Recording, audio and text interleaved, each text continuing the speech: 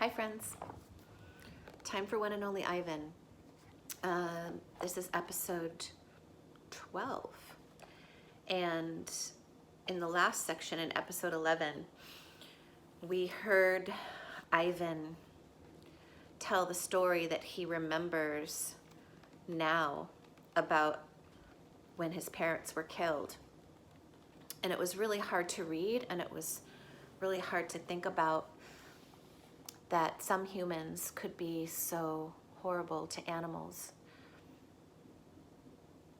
Yet it's important to know that some people do hurt animals, so that we can make our societies more just and fair. Sometimes we have to know about some of the things that are harmful and hard to hear. This section is called AD, like short for an advertisement, just AD, instead of ADD, which is what you do with Miss Gerald. Good news, huh? Bob says when Mac's out of earshot. Looks like you might be getting some more supplies. I don't want to paint for Mac, I say. I'm painting for Ruby. You can do both, Bob says. You're an artist after all. While I watch the movie, I try to come up with a new hiding place for my paintings. Maybe, I think, I could fold them once they're dry and stuff. Once they're dry and stuff them into Not Tag. Remember, Not Tag is his stuffed gorilla who is named after his sister who died when he was younger. It's a long movie. At the end of it, the sheriff marries the woman who owns the saloon, which is a watering hole for humans, but not horses. It's been a long time since I've seen a Western that was also a romance. I liked that movie, I say to Bob. Too many horses, not enough dogs, he comments. An ad comes on. I don't understand ads. They're not like Westerns where you get to know who the bad guy's supposed to be, and they're hardly ever romantic unless the man and the woman are brushing their teeth before they face lick. That's funny. I watch an ad underarm deodorant. How do I know who's who if they don't smell? I ask Bob. So he doesn't understand the idea of trying not to be smelly. Humans reek, Bob replies. They just don't notice because they have incompetent noses.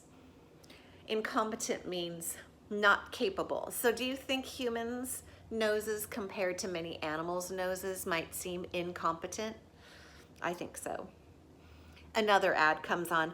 I see children and their parents buying tickets, just like the tickets Mac sells.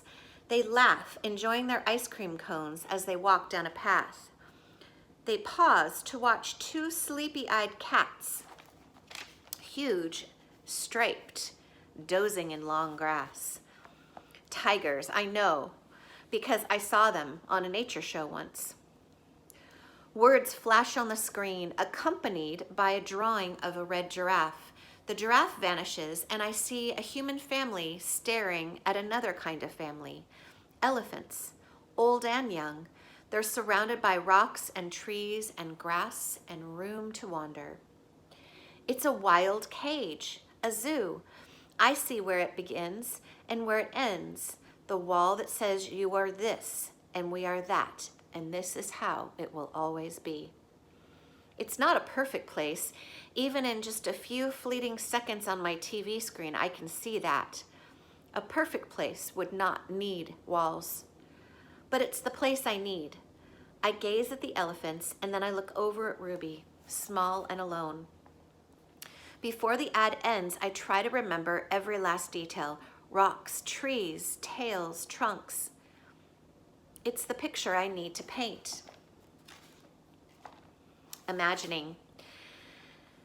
It's different now when I paint. I'm not painting what I see in front of me, a banana, an apple. I'm painting what I see in my head, things that don't exist, at least not yet. This chapter is called Not Tag. I pull out Not Tag's stuffing. Carefully, I fill her with my paintings, hiding them so Mac won't see them. She's large, bigger than Bob, but I still have to crumple a few of them. Bob tries to settle on her for a nap. You've killed her, he complains. I had to, I say. I miss your stomach, Bob admits. It's so spacious. You know what spacious means? Lots of area. When Julia arrives, she notices that I've used up my paints and paper. Wow, Julia shakes her head. You are one serious artist, Ivan. This is called One More Thing. My finger painting has sold for $40 with a frame. Mac is happy. He brings me a huge pile of paper and buckets of paint. Get to work, he says.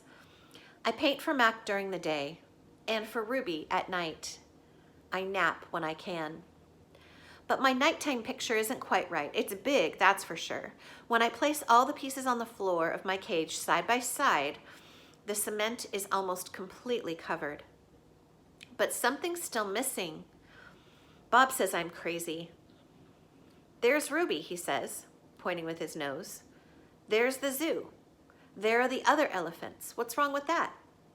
It needs one more thing, I say. Bob groans. You're being a temperamental artist. What could be missing? Here's a picture on this page of Ivan doing his painting. And over here, Ruby sleeping.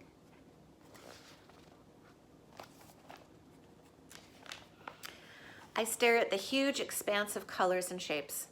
I don't know how to explain to Bob that it isn't done yet. I'll just have to wait, I say at last. Something will come to me, and then I'll know my painting is finally ready. The 7 o'clock show. During the last show of the day, Ruby seems tired. When she stumbles, Mac reaches for the claw stick. I tense, waiting for her to strike back. Ruby doesn't even flinch. She just keeps plodding along. After a while, Snickers jumps onto her back.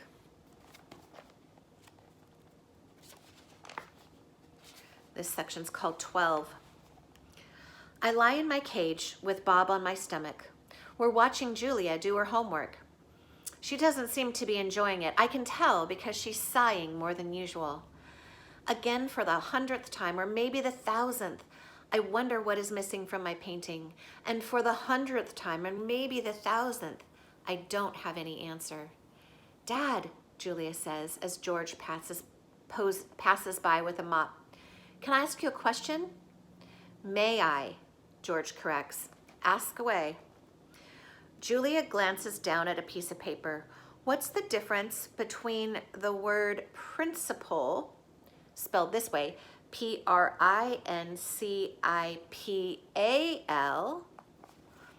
and the one that's spelled principle, Principle?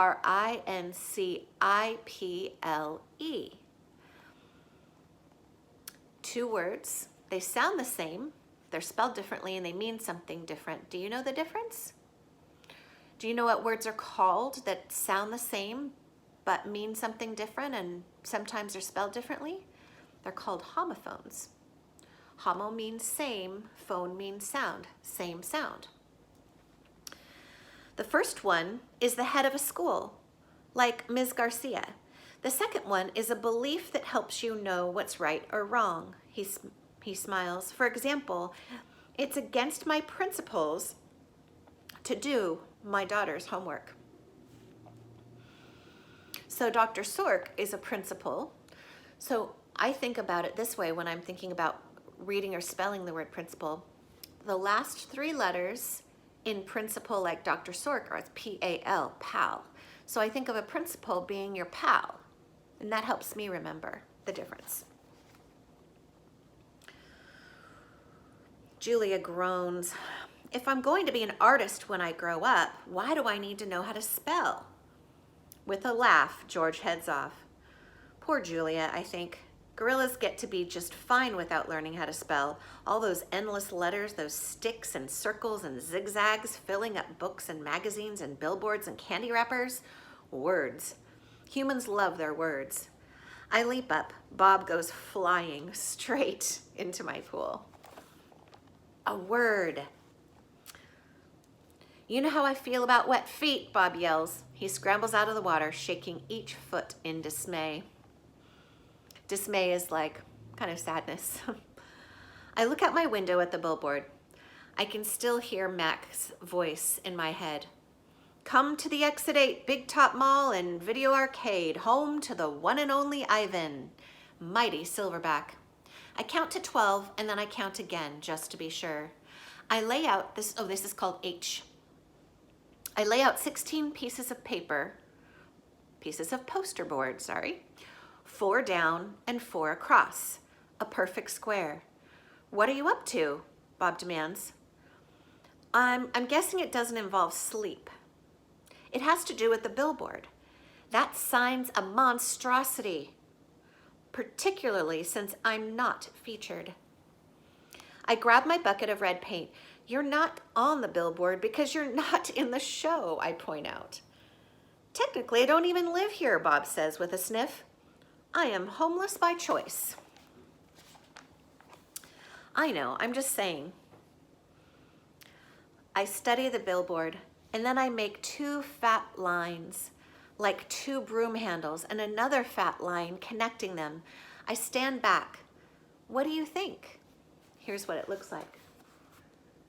Maybe that's why this chapter is called H. What is it? No, wait, let me guess. A ladder? Not a ladder, I say. A letter. At least, I think that's what they're called. I have to make 3 more. He's made the first letter, and he has to make 3 more. And he's started with H. What are your guesses about the word that Ivan could be thinking about spelling? Do you have any ideas? Bob cuddles up to next knot tag. Why? He asks, yawning. Because then I'll have a word. A very important word. I dip my fingers into the paint. What word?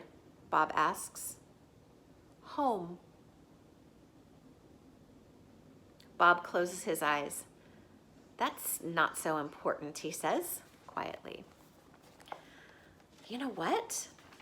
I thought I had that right. I thought he was going to write the word help, but he's going to write the word home. That's very interesting. This chapter is called Nervous. All day long, I knuckle walk circles around my cage. I'm so nervous I can't nap. I can't even eat. Well, not very much anyway. I'm ready to show Julia what I've made. It has to be Julia. She's an artist. Surely she'll truly look at my painting. She won't notice the smudges and tears. She won't care if the pieces don't quite fit together. She'll see past all of that. Surely Julia will see what I've imagined. I watch Ruby trudge sullenly through the 4 o'clock show. Sullenly means in kind of a sad, bad mood. And I wonder, what will happen if I fail? What will happen if I can't make Julia understand? But of course I know the answer. Nothing will happen. Ruby will remain at the main attraction at the Exit 8 Big Top Mall and Video Arcade, conveniently located off I-95 with shows at 2, 4, and 7, 365 days a year, year after year after year. We'll pause there, friends. We are finishing on page 202. We've read this much so far. We have this much to go. So maybe we've got a third of our story left. I was speaking to a couple of you on our Google Meet call, and some of you were saying, oh no, it was in a different session, that you're taking notes to help you with your reflections. And I thought that was a really good idea, that while I'm reading, you could jot down ideas so that it was easier to form your responses in your response journals. Just a thought. Okay, see you next time.